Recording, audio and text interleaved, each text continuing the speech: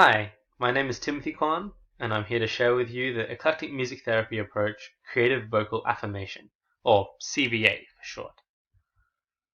Drawing from existing philosophies, CVA uses improvisation and vocal techniques to facilitate emotional well-being in clients experiencing existential anxiety. Now, I know that's a lot to take in, so let's head into some of the background regarding CVA. Existential psychology evolved from a philosophy which focused on the concept of subjective existence. As people, we deal with the facts of life, the inevitable negative experiences that happen to everyone. Such inevitabilities include death, responsibility, isolation, and meaninglessness. As you might imagine, just thinking about these things can be confronting and cause quite a bit of emotional stress.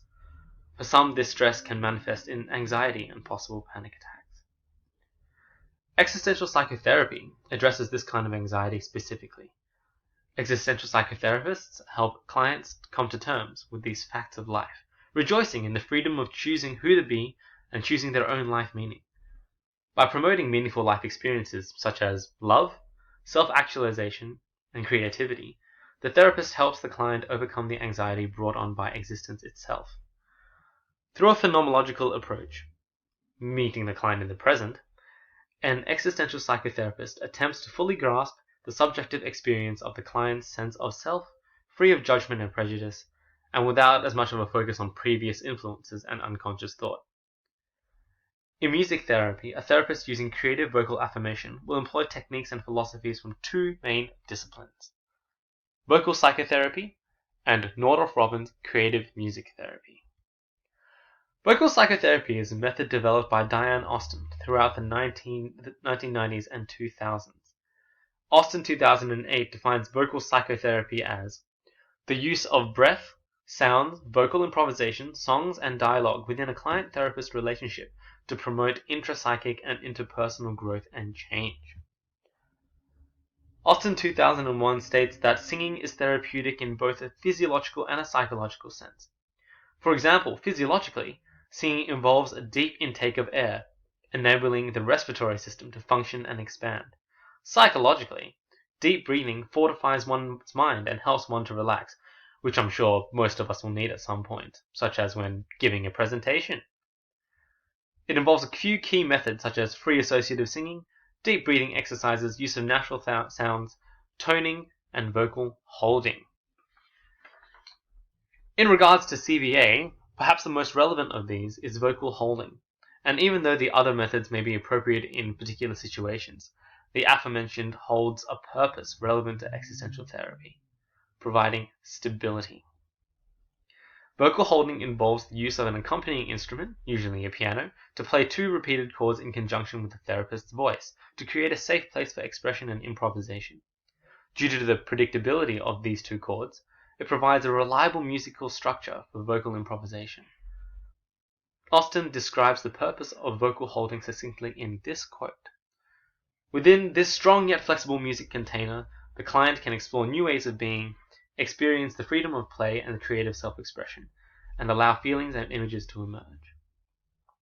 In partnership with vocal psychotherapy, creative music therapy is an improvisational music therapy created and nurtured by Paul Nordorf and Clive Robbins. The core tenet of creative music therapy is the belief that an innate musicality resides inside every single person, referred to as the music child. Through clinical improvisation, the music child, along with the individual's innate creativity, can be activated to promote self-development, self-actualization, and personal growth. The activation of this music child transcends trauma and disability.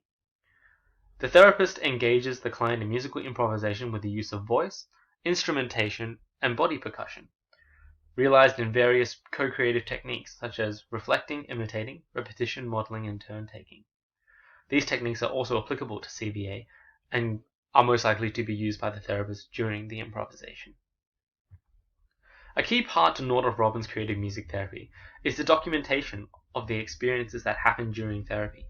Sessions would be recorded on audio and video, and any musical motifs that recurred in any session, either played by the therapist or improvised by the client, would be transcribed and kept for later possible use, maybe even written into a clinical composition. This practice can and should be applied to CVA, and is indicative of a reflective therapy practice. According to Donald Shern, reflective practitioners in therapy focus on adapting their therapy to the unique issue or the client present. Not all problems and clients are the same, therefore therapy should not be as simple as a set prescription of interventions. In order to facilitate this adaptation, a therapist practicing a reflective process must use a combination of evaluating one's own methods, past experiences, and spontaneous experimentation, including the reframing of a current issue. The importance of these techniques causes the therapy to evolve with the client. As the client improves and changes, the therapy must also. That is at the heart of a reflective therapeutic process.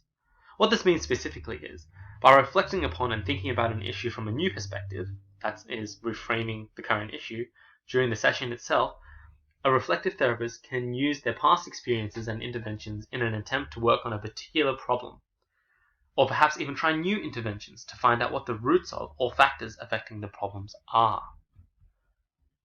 Combining existential psychology, a reflective practice approach, vocal psychotherapy, and Northrop Robbins creative music therapy, we form creative vocal affirmation, CVA, this eclectic music therapy approach. Therefore, this music therapy approach is designed to be used with adults experiencing existential anxiety, with a creative arts background or childhood exposure to the creative arts, because Austin suggested that vocal psychotherapy was most effective on people who had prior exposure to the creative arts. In terms of the method, the music therapist conducts a one-on-one vocal improvisation session. However, there is first a discussion of emotions and feelings felt by the client in regards to their existential anxiety prior to the music. This discussion will provide a theme or topic for the next part of the session, the vocal improvisation. Using the methods outlined by Austin's work in the 90s, such as vocal holding, mirroring, and deep breathing exercises, the therapist will use singing and instrumental accompaniment to improvise with the client about the aforementioned thoughts regarding their existential anxiety. If possible, tunes and musical motifs from previous sessions could also be used. During this time, the therapist is encouraged to engage in a reflective practice of therapy, perhaps introducing new musical interventional instruments, or perhaps any adaptations made from previous therapy sessions. After the improvisation, the therapist will instigate a time of discussion and reflection on feelings and interpretations. Perhaps what certain musical themes may have meant personally to the client, or perhaps how participating in vocal improvisation helped their overall emotional state. The feedback from the client is crucial as it aids the reflective process and may be of use in any future therapy session.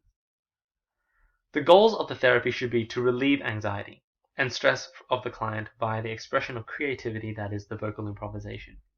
By discussing the client's emotions prior and post improvisation, it allows the client to accept any emotions and feelings that have been expressed and realize the control they have over their own creation and their own ability.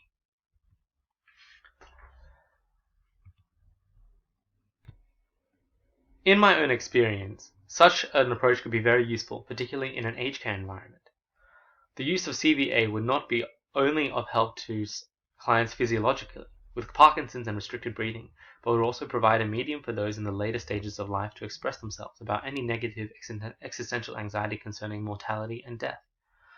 In an aged care facility where the discussion of death is not encouraged, the prospect of the end of one's life is preferably ignored.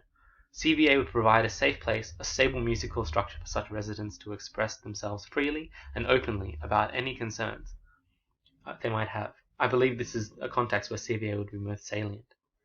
I have experienced the first-hand effects of vocal improvisation with a resident of an aged care facility, where she would improvise over a standard 1-4-5-1 chord progression, singing about her family and her desire to be with them. I checked up on her later, and she reported feeling much better after singing about the pressing issues on her mind. She said that she did not feel safe sharing thoughts and feelings of that kind outside the music therapy session. Through a predictable music chord structure, she felt safe enough to sing about her concerns, and in doing so, felt a weight lifted off her shoulders. Thank you for listening to my presentation about creative vocal affirmation, and I hope you will keep this approach in mind in your own therapy practices for the future.